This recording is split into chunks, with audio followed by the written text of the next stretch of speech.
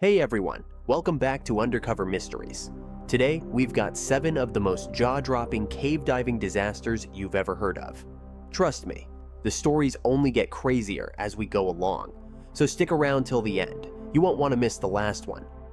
Quick question, how many times have you tried to stream a show, only to find out it's blocked in your area? Super annoying, right? That's where NordVPN comes in. With NordVPN, you can bypass those pesky geo restrictions and stream your favorite content from anywhere. Plus, if you're using public Wi-Fi, NordVPN keeps your data safe from hackers. And the best part? NordVPN lets you protect up to 10 devices at once. Right now, you can score a huge discount on their 2-year plan and get 3 extra months for free. Click the link in the description and start protecting your online life today.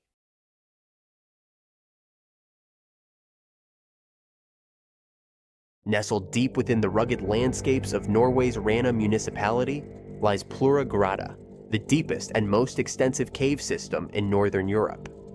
This underwater labyrinth is both a siren's call and a death trap for thrill-seeking cave divers from around the world. Its allure lies in the beauty of its vibrant, submerged caves.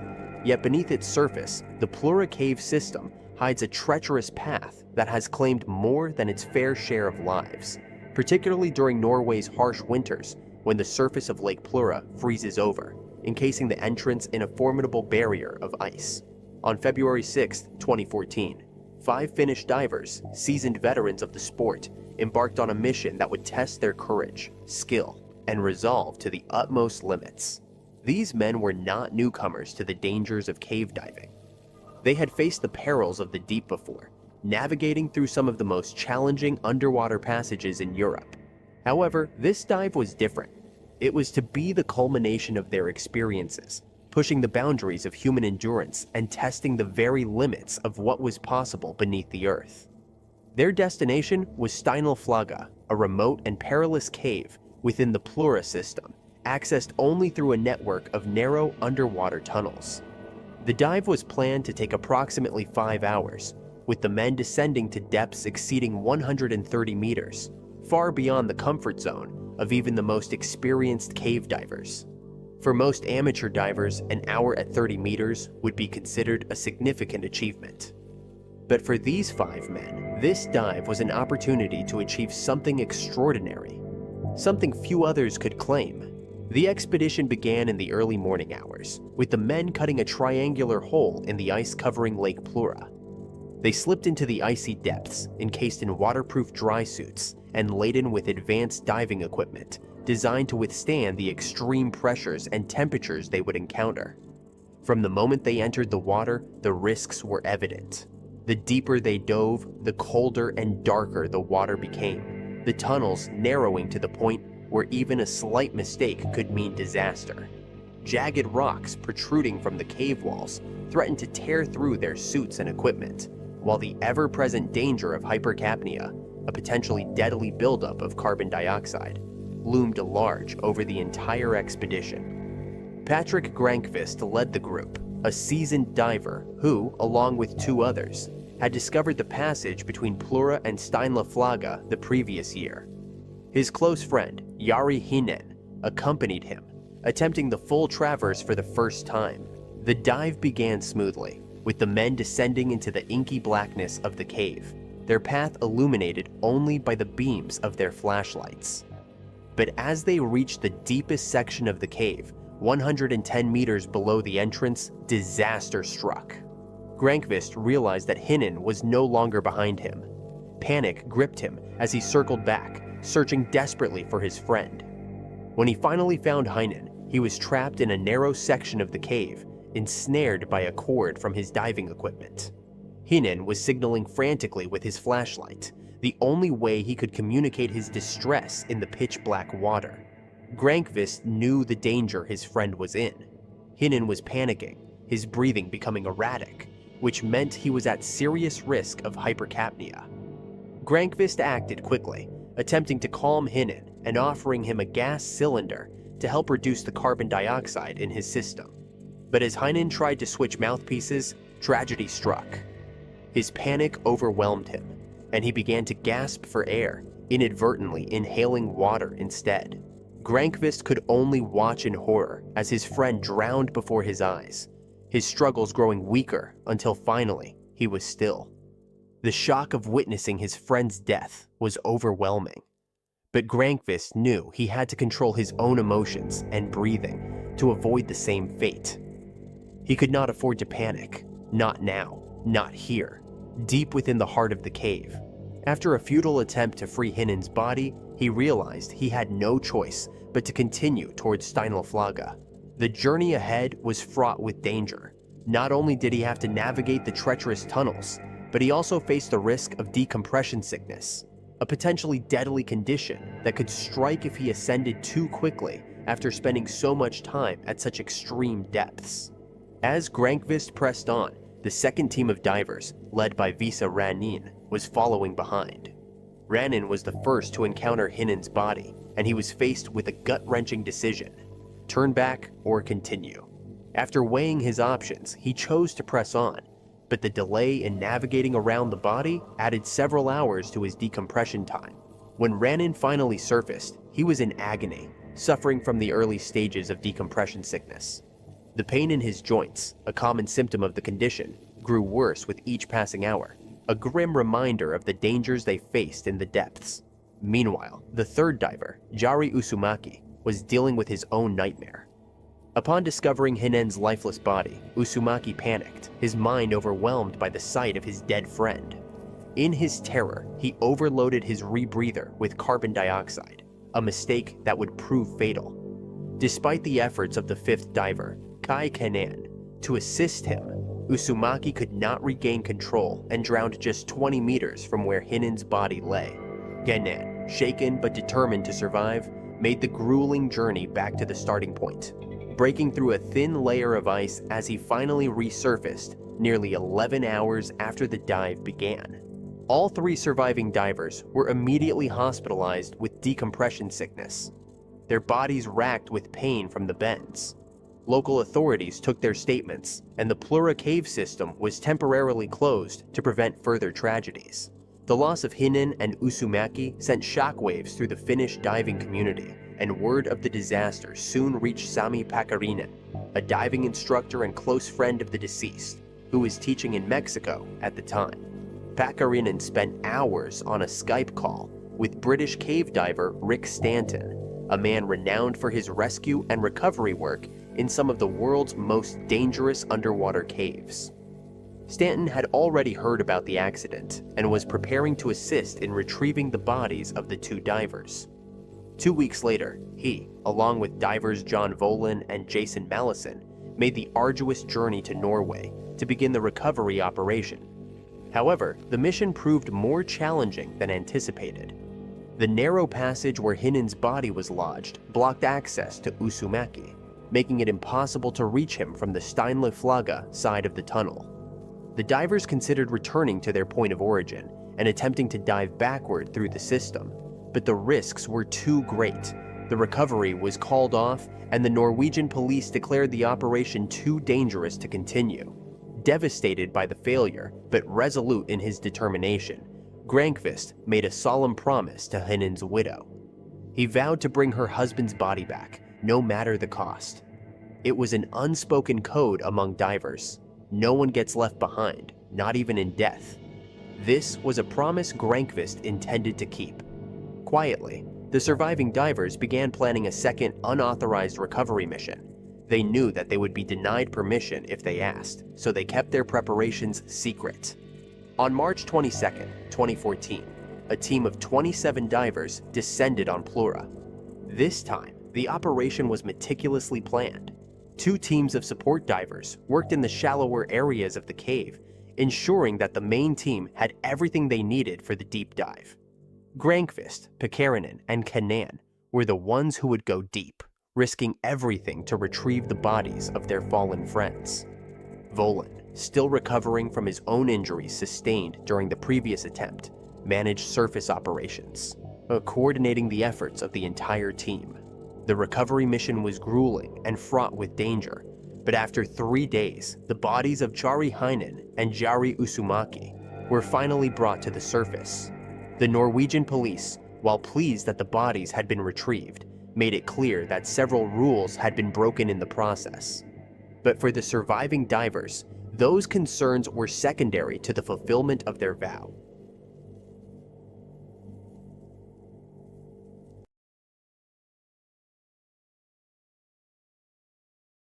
Abbey Caves in northern New Zealand offers a unique adventure for those seeking an unspoiled natural experience. These caves remain untouched by human modifications, and there are no guides to lead the way. You're truly on your own. The journey through Abbey Caves follows a circular path that spans about 4,265 feet, featuring 3 main caves: Organ Cave, Middle Cave, and Ivy Cave. Along the way, signs will help you find your way, but it's important to remember that you're navigating at your own risk. Organ Cave requires a bit of a climb to reach the cave floor. The entrance is a tight squeeze between a rock and the cave wall. The cave itself is about 984 feet long, with impressive striped walls and a round chamber that's home to glowworms. Ivy Cave, located near a stream, is the last stop. It's a bit tricky to access, requiring you to navigate down a slippery stone slope and crouch through narrow passages. This cave is about 656 feet long and consists of 2 main sections. Middle Cave is the easiest to access, with a wide entrance and a flat, ankle-deep water path. However, safety is paramount when exploring these caves.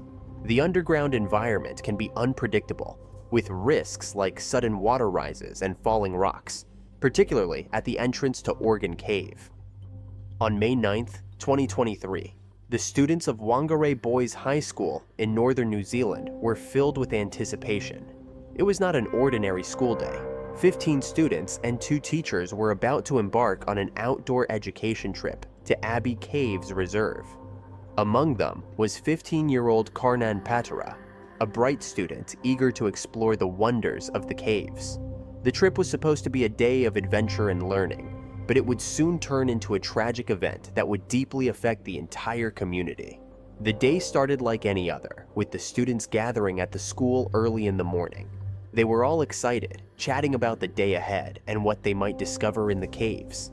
The teachers briefed the students on the activities planned for the day, which included exploring the caves and learning about the unique geological formations within them. Abbey Caves, located near Whangarei, is a popular destination for school trips and outdoor activities. The caves are known for their impressive rock formations, underground streams, and the challenge they present to explorers. However, on that same morning, around 9 a.m., the National Broadcasting Service issued a weather warning. Meteorologists predicted heavy rainfall in the region, which could lead to rapidly rising streams and rivers. Abbey Caves, in particular, was flagged as a high-risk area for flash floods. Despite these warnings, the decision was made to proceed with the trip. The school's outdoor education program was an important part of the curriculum, and the teachers believed that the experience would be valuable for the students. The group arrived at Abbey Caves Reserve in high spirits. The weather was cloudy, but there was no immediate sign of the heavy rain that had been predicted. The students were eager to start exploring, and the teachers began guiding them toward the entrance of Organ Cave, one of the largest and most impressive caves in the reserve. The students, including Karnan, were filled with excitement as they prepared to enter the cave. For many of them, it was their first time exploring a cave, and they were eager to see what lay inside. As the group made their way into Organ Cave, they were captivated by the beauty of the underground world. The cave's walls were lined with intricate rock formations, and the students marveled at the natural wonders around them. The teachers led the group through the main passage, explaining the geological processes that had formed the cave over thousands of years. The students listened intently, eager to learn and explore further. But as they ventured deeper into the cave, the weather outside began to change. Dark clouds gathered overhead, and the first drops of rain began to fall. The rain quickly intensified, turning into a torrential downpour. The streams around the cave, which had been calm when the group arrived, started to swell rapidly. Inside the cave, the students and teachers were unaware of the danger that was approaching. Suddenly, the water inside the cave began to rise. What had been a dry passage just moments before, was now filling with water at an alarming rate. The students and teachers quickly realized that they were in a dangerous situation.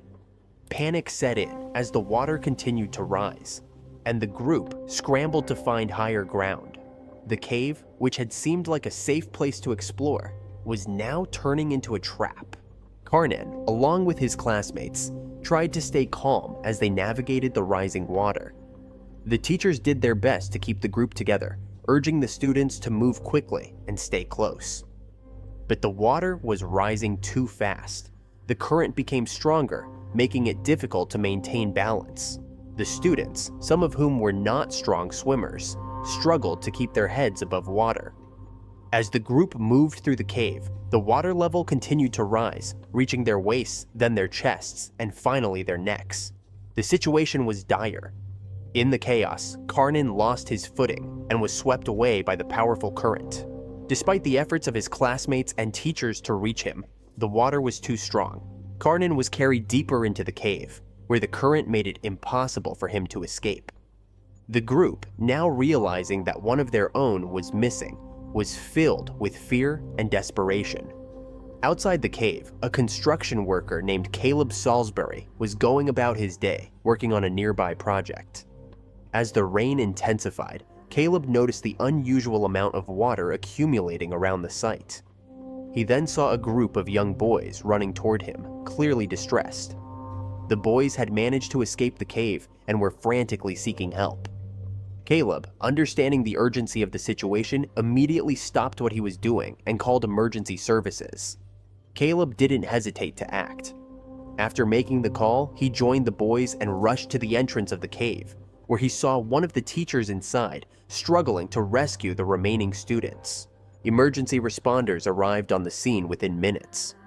They quickly assessed the situation and began efforts to rescue the trapped students. The conditions inside the cave were challenging.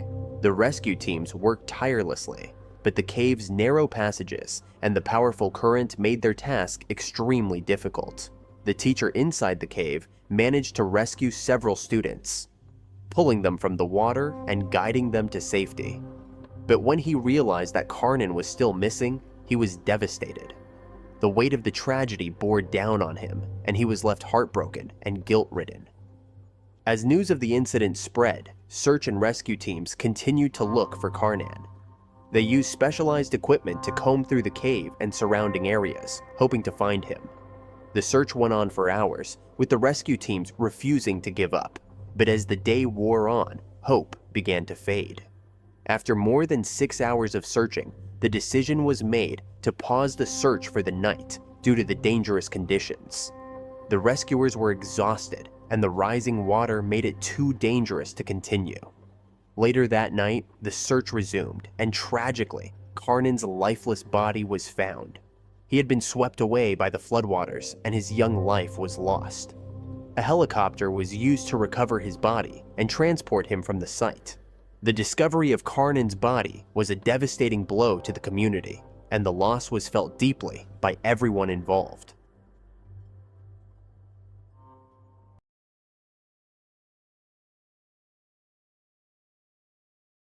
Michael and Paul Hayden's childhood was full of thrilling adventures, mostly centered around a special cave in Goss Canyon.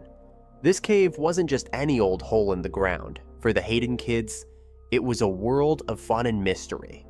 During hot California summers, it became their cool hideout. With 6 children in the family, they often needed a place to escape the heat, and this cave was perfect. The Hayden siblings would hike to the cave, excited to jump into the chilly waters inside. For them, the cave wasn't just rocks and water. It was a place where they made memories and let their imaginations soar. From the outside, the cave didn't look like much. The entrance was a small, dark opening near La Centa, California. It measured about 3 feet by 4 feet, hiding the vast world inside. To enter the cave, the Haydens had to crawl through a narrow 50-foot tunnel before reaching a slope that took them 30 feet deeper. Despite the tight entrance, the journey was worth it. Just 150 feet in, they would reach the flooded pool area, perfect for swimming and exploring dry ledges and holes. The cave's layout, with its deep water pools and connected tunnels, offered endless chances for adventure. As they got older, the Hayden brothers became more skilled and brave in their cave exploring. They had spent many hours swimming through the flooded parts of the cave, always trying to go a bit further. Their curiosity never stopped. They knew there was more to find beyond the paths they knew as kids. By the time they were adults, they wanted to explore even deeper into the cave. Paul, especially, had gained the skills for such daring cave exploring. After nearly 15 years as an Air Force pararescue instructor, he had become an excellent scuba diver.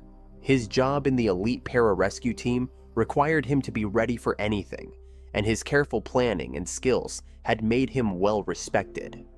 On September 17, 2000, they decided to take on their biggest challenge yet. Paul wanted to check out some of the deeper, unknown parts of the cave. They hiked up to the entrance, carrying their scuba gear. At the pool area, Paul got ready for his dive. He attached his GoPro camera for light and made sure he had enough air for 2 hours underwater. Michael, always careful, chose to stay in the main cave. He would keep an eye on Paul's progress and watch the time. Even though they knew the cave well, it still felt mysterious and a bit scary. To stay in touch during the dive, the brothers had a simple but clever plan. They tied a rope to a rock in the main cave. Michael would tug the rope twice to check on Paul, and Paul would tug back to say he was okay. This way they could talk even when they couldn't see each other. It made them feel safer in the dangerous cave. At first, everything seemed fine. Michael let out more rope as Paul went deeper into the cave. Paul kept tugging back, showing he was all right, but after about 20 minutes, something went wrong. Michael tugged the rope, but Paul didn't answer. He tried again, but the rope was stuck tight. Michael started to panic. He pulled as hard as he could, but the rope wouldn't move. He realized Paul might be in trouble, maybe stuck somewhere. With only 90 minutes of air left, Michael knew he had to act fast. He left the cave and ran to get help, every second feeling like it lasted forever.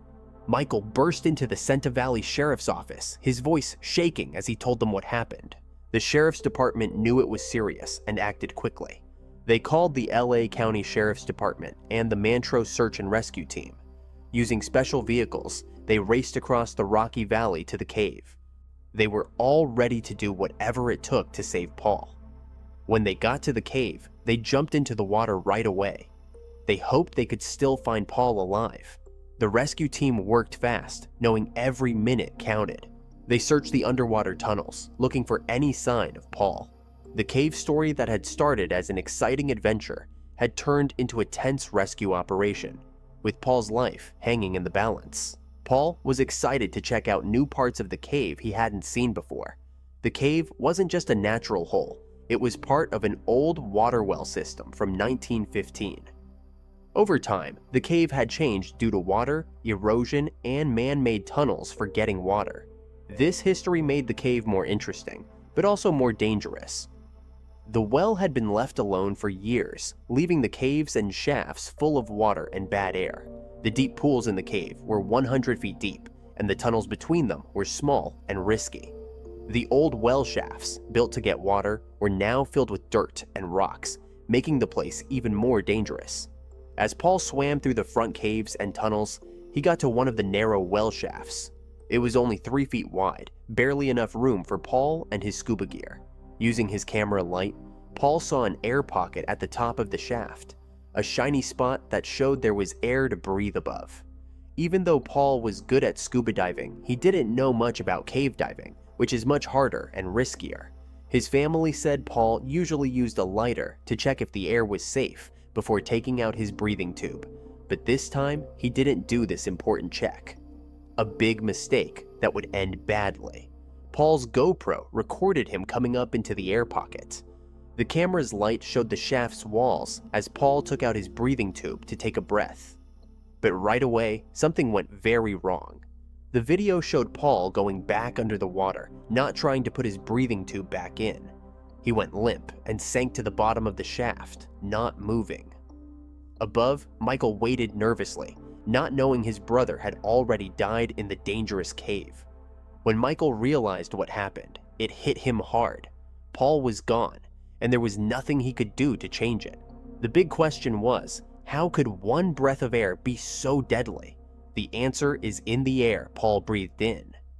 Usually carbon dioxide is only 0.4% of the air we breathe. But in small spaces like caves, where gases from rotting stuff and water erosion build up, the amount of carbon dioxide can be really high. If the air in a closed space has more than 10% carbon dioxide, it can make you pass out right away. This happens because of carbon dioxide poisoning, which is fast and often deadly. Normally we breathe out carbon dioxide from our blood, but when there's way more CO2 in the air than in our blood, it goes the other way. This makes our blood get acidic really fast, causing a dangerous condition called respiratory acidosis. This all happens so quickly that the person can't do anything about it. In a factory, someone breathing in that much carbon dioxide might be saved and given oxygen. But underwater, it's much worse. When Paul passed out, his full air tank was useless. He just fell into the water, sinking to the bottom of the shaft. The sad part was that the skills and gear that had saved others before couldn't help Paul now. Michael, pulling hard on the rope that didn't move, had to face the heartbreaking truth that his brother was gone. This sad event shows how dangerous cave diving can be, even for people who are good at other kinds of diving. Paul Hayden wasn't just a great diver, he was a hero who had spent his life saving others. But cave diving is risky and needs special training and a deep understanding of the unique challenges in caves. The Hayden family's story reminds us that even the most skilled and prepared people can fall victim to nature's unpredictable forces.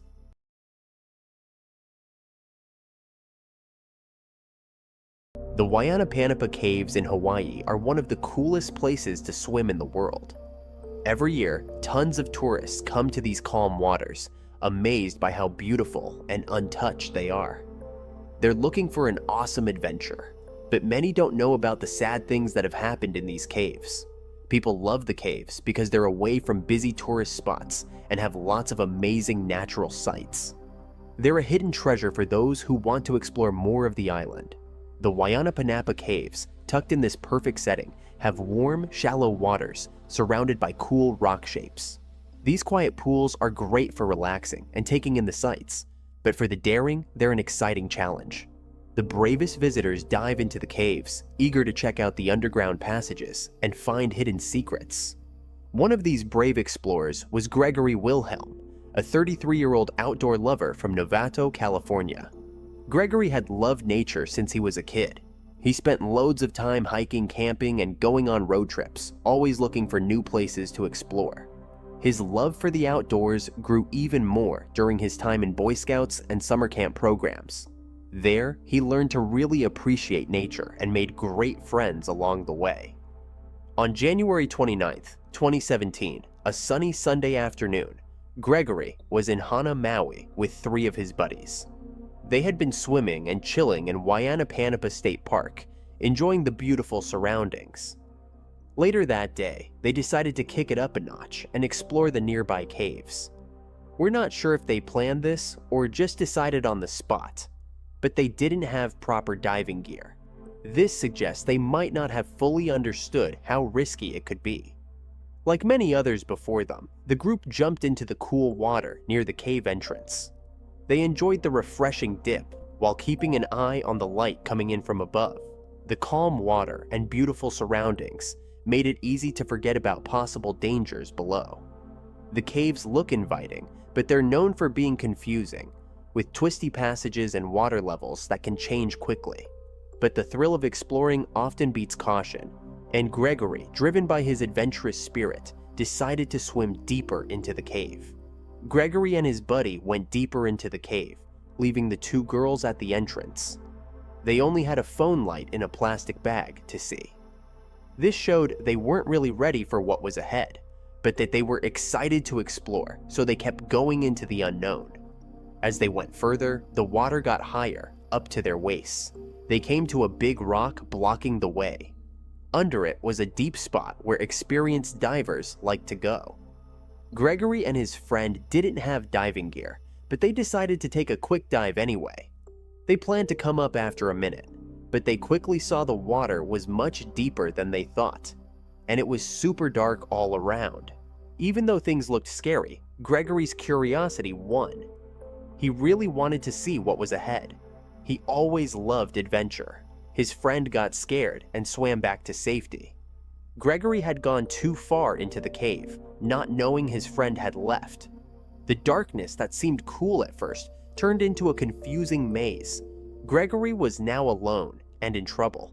When Gregory finally knew he needed air, he got really scared. He couldn't tell which way was up in the pitch black water. He started to panic as he looked for a way out. He was breathing faster and harder, trying to find the surface. In his crazy search, he found a small air pocket. It was a short break where he could breathe and think. This spot, usually underwater, gave him a moment to rest, but he knew he couldn't stay long. Back at the cave entrance, Gregory's friends were getting worried. The two girls felt something was wrong. They decided to look deeper in the cave. When they found Gregory's friend, he was freaking out and confused. He couldn't understand how Gregory had disappeared so fast in the water. Gregory's friend made a brave but scary choice. He decided to go back into the cave alone to find Gregory. He dove into the dark water again and again, hoping to find his friend. On his third try, he saw a small light far away in the black water. He swam as hard as he could towards it, his heart beating fast. As he got closer, the light got brighter. It was Gregory's phone light, still on in the plastic bag.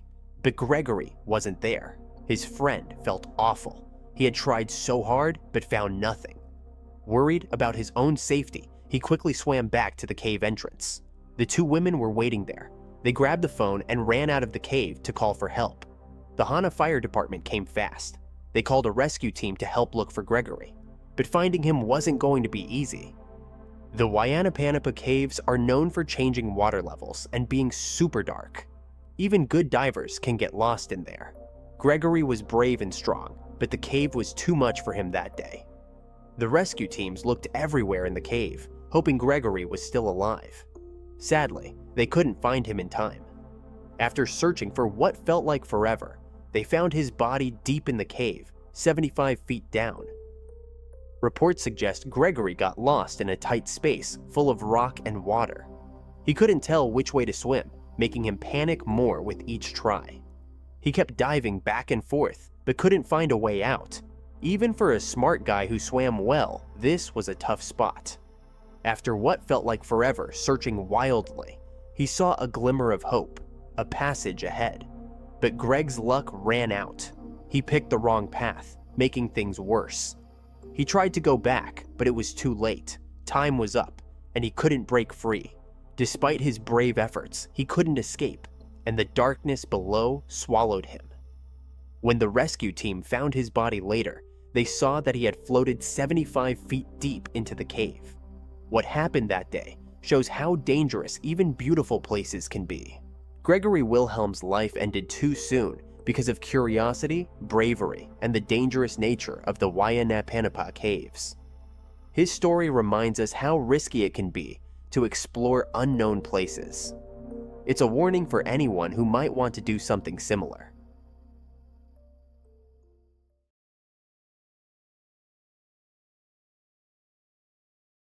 Nestled within the picturesque Adirondack Hills, about 10 miles east of Ithaca, New York, lies a mysterious and alluring cavern known as Schroeder's Pants Cave. This intriguing name has piqued the curiosity of adventurers and spelunkers for decades, drawing them into its depths to uncover the secrets hidden beneath the Earth's surface. The story of Schroeder's Pants Cave began in 1947 when two intrepid explorers, Herbert Schroeder and his close friend George Lyon, stumbled upon its entrance during one of their routine hikes. As the tale goes, while maneuvering through a particularly narrow passageway, Herbert's pants caught on a jagged rock and tore dramatically. Amused by the incident and eager to immortalize the moment, George jokingly dubbed the cavern Schroeder's Pants Cave, a name that has endured ever since. By 1948, news of this newfound subterranean wonder had spread, and the cave was officially open to the public.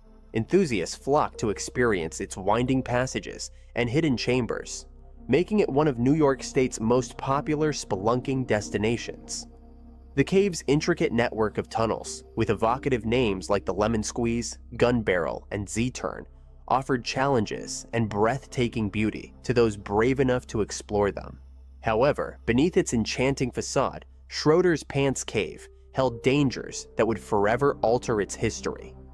On a crisp Saturday morning, February 13, 1965, a 23-year-old scientist and avid spelunker named James Mitchell arrived in the small town of Dolgeville, accompanied by his friends Heidi Miller and Charles Bennett.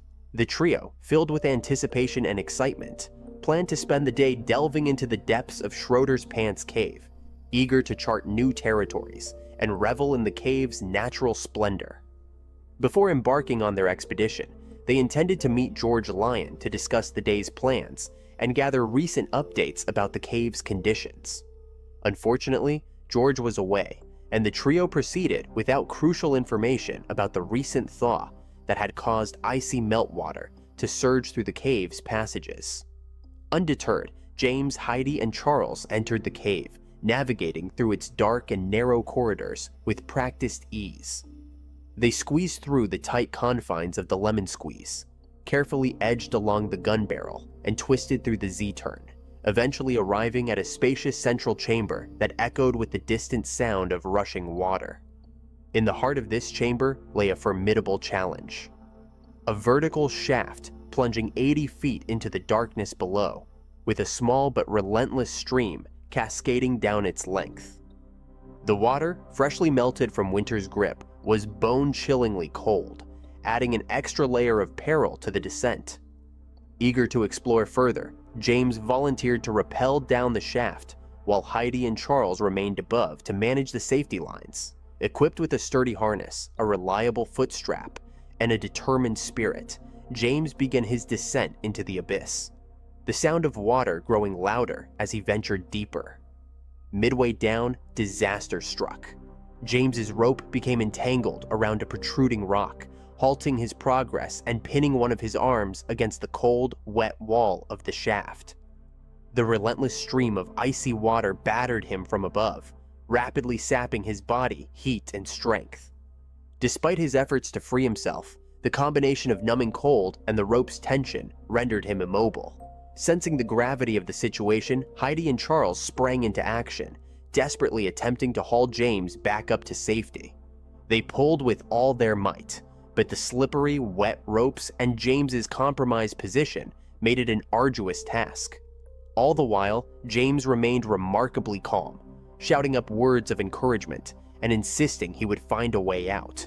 Minutes stretched into an agonizing 45, and as James's responses grew weaker, Charles made the critical decision to seek help. He scrambled out of the cave and raced to a nearby farm, frantically searching for assistance.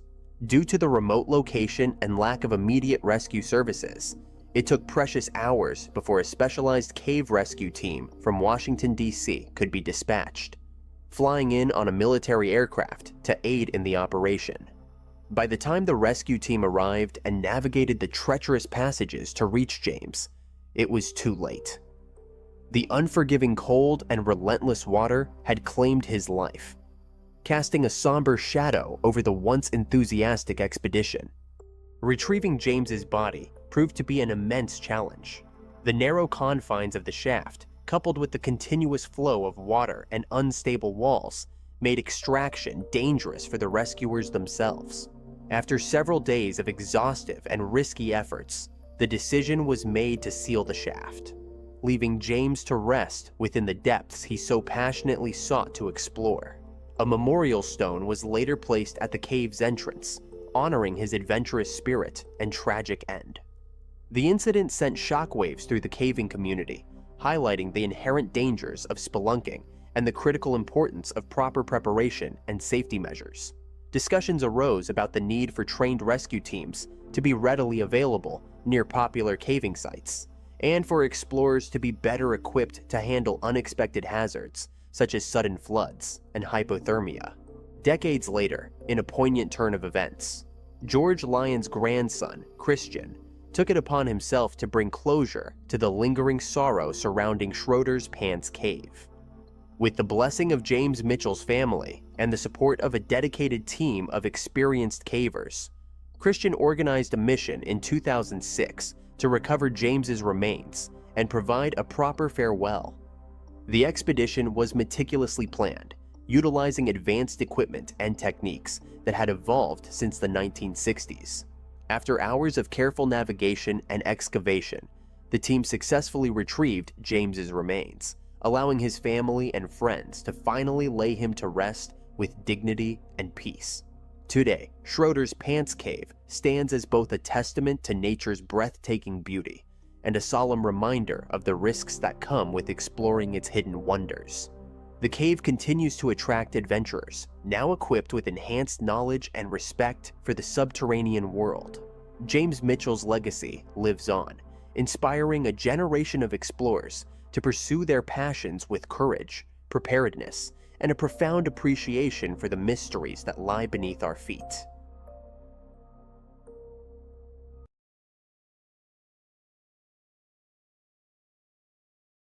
Ten students from University of Florida set off for a thrilling caving expedition in Ellison's Cave, Georgia. What started as an adventure quickly turned into a harrowing struggle for survival. Let's dive into the story of Grant Lockenbach and his best friend Michael as they face the icy depths and relentless dangers of one of America's deepest caves.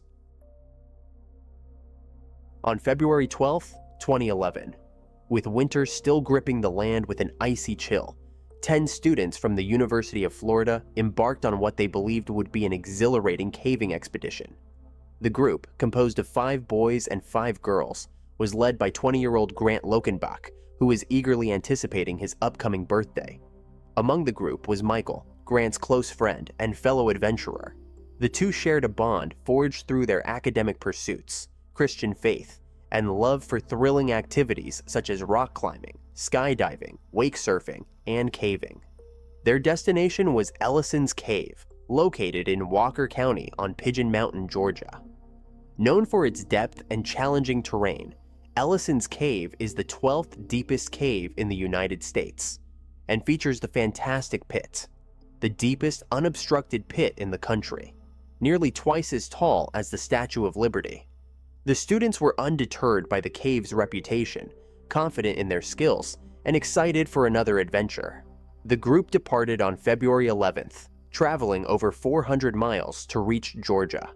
They arrived in the afternoon and checked into a hotel near the wildlife management area where Pigeon Mountain is located. Excitement buzzed in the air as they prepared for the next day's expedition, discussing their plans and double-checking their gear.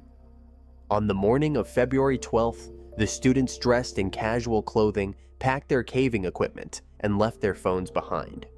Believing they wouldn't need them, they underestimated the severity of the cold and the potential dangers they might face.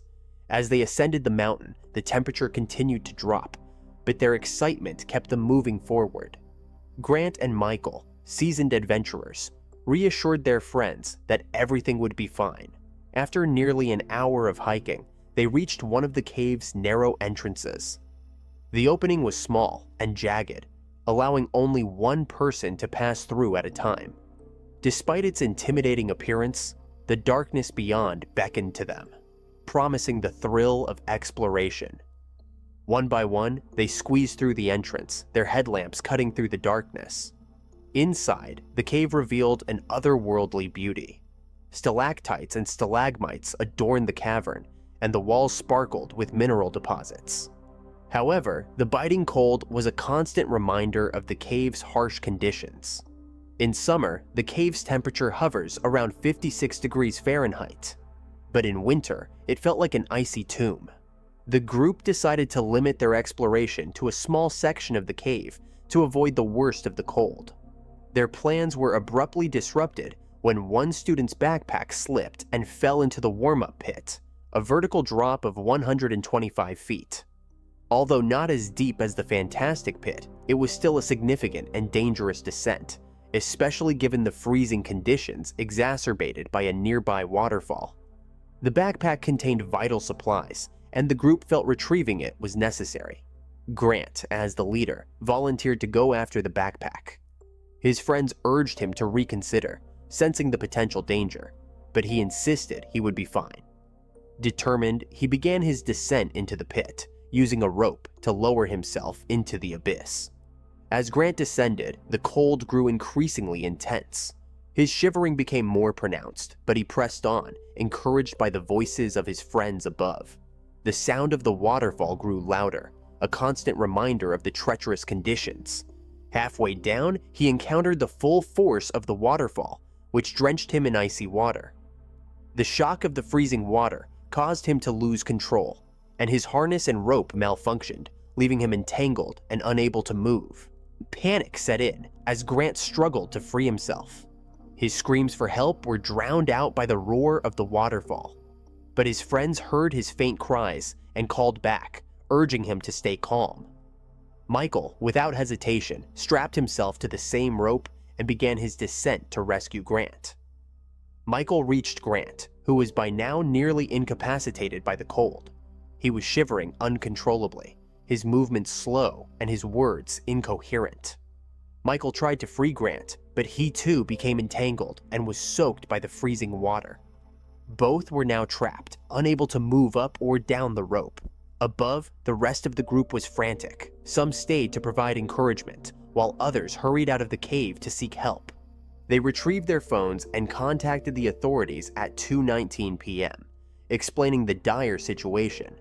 In the cave, the voices of Michael and Grant grew weaker as the cold sapped their strength. Their friends above continued to shout words of encouragement, but their efforts seemed in vain. The cold was relentless, draining the boys' energy and slowing their heart rates. As the reality of the situation began to set in, the group above grappled with a mixture of hope and dread. Time seemed to stretch interminably as they waited for the rescue team, their hearts pounding, each passing minute. The rescue team arrived swiftly, treating the remaining students for hypothermia before descending into the pit. The students who had stayed behind described the exact location and conditions within the cave, emphasizing the urgency. The rescue operation was complex and fraught with challenges. The team, equipped with advanced gear and experienced in cave rescues, descended into the pit with determination. The environment inside the cave was hostile, with temperatures continuing to drop, and the waterfalls were making communication difficult. Despite these obstacles, the rescuers moved methodically, prioritizing safety while working as swiftly as possible. By 3:30 p.m., as the rescuers reached Michael and Grant, they found the two friends entangled in a grim embrace of survival. The scene was haunting. The icy water had taken its toll, and both boys were unresponsive. The rescuers checked for pulses, but found none, a confirmation of the worst fears held by those above. The extraction process was painstaking. Untangling the ropes and carefully lifting the boys without causing further entanglements required precision and strength. The rescuers worked tirelessly, their breath visible in the frigid air as the hours wore on. When they finally emerged from the pit, carrying the lifeless bodies of Michael and Grant, the scene above erupted in grief. Friends collapsed in tears, their sobs echoing off the cave walls.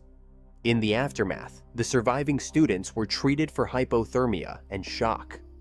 Counselors and university officials arrived to provide support.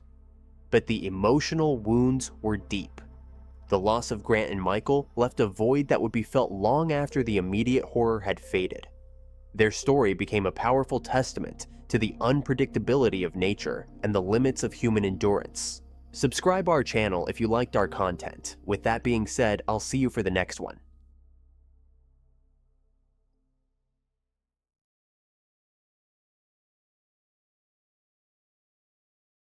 September 9th, 1990, Mark Healy checked into a YMCA hostel in Melbourne. He told his family he was heading out for a skiing trip to clear his mind. But in truth, Healy had a different plan. The plan that would end in tragedy.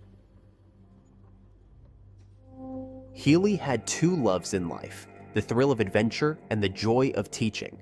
Every chance he got, he was out exploring.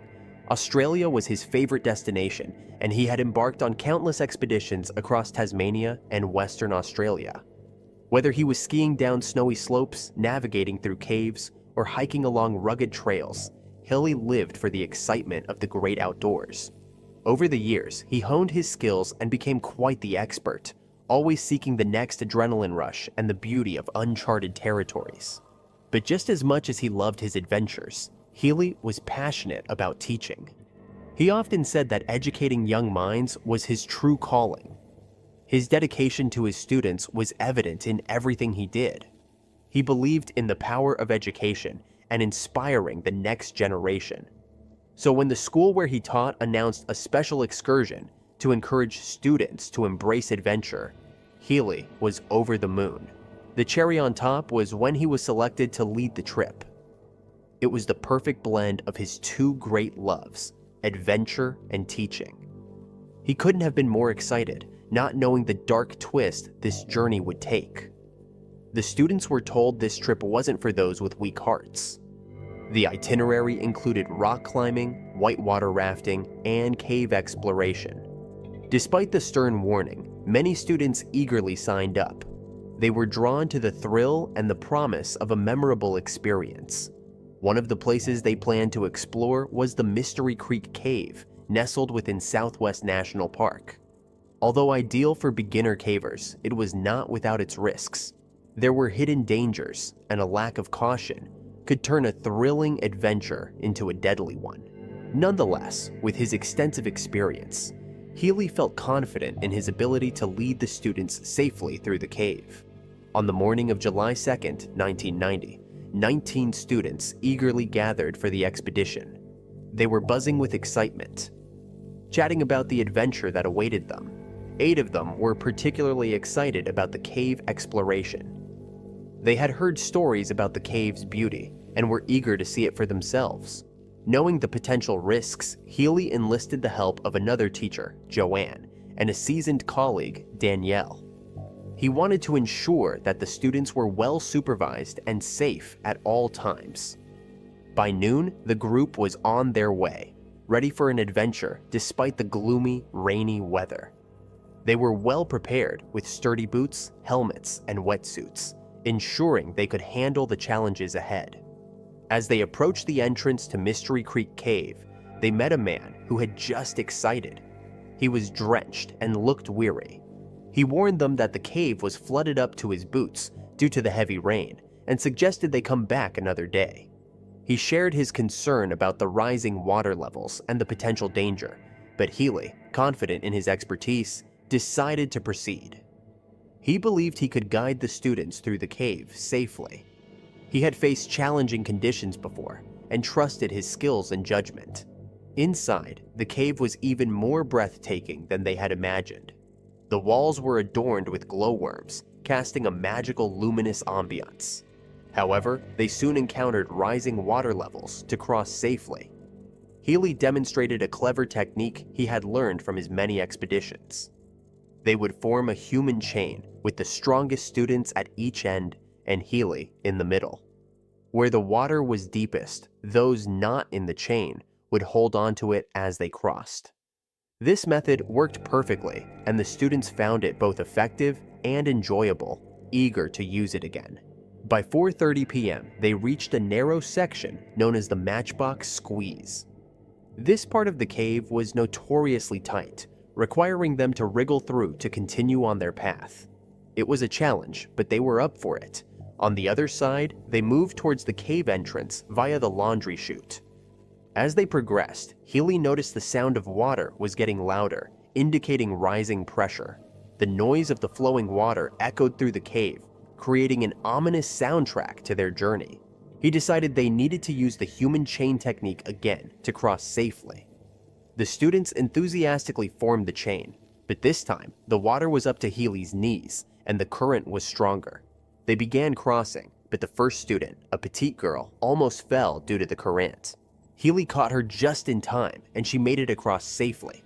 His heart raced with concern, but he kept calm to avoid alarming the students. He knew that if he showed fear, it would only increase their anxiety.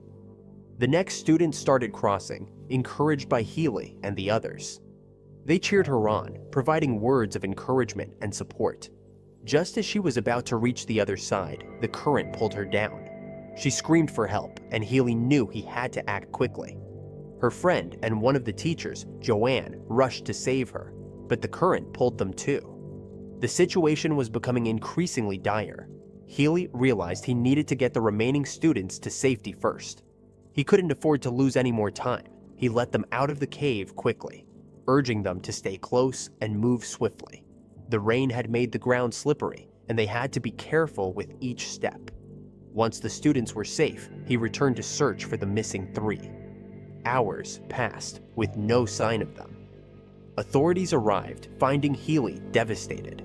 The 3 victims were later found, but it was too late. The cave had claimed their lives.